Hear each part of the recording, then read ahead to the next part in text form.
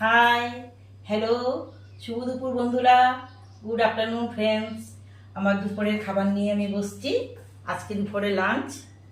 আজকে দুপুরে আমি এগুলো রান্না করেছি। এই সমস্ত শাক করেছি, লাল শাক, ধুলো শাক, একটু শাক দিয়ে খাবো ভাত প্রথমে।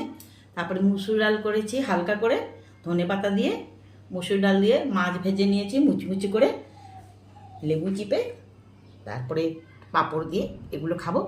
শেষে খাবো অবশেষে বাকি ভাতটুকু রুই মাছের ঝোল করেছি টমেটো দিয়ে। তারপরে শেষে খাবো টমেটো চাটনি লাস্টে। আজকে আমার দুপুরের খাবারের মেনু এগুলো।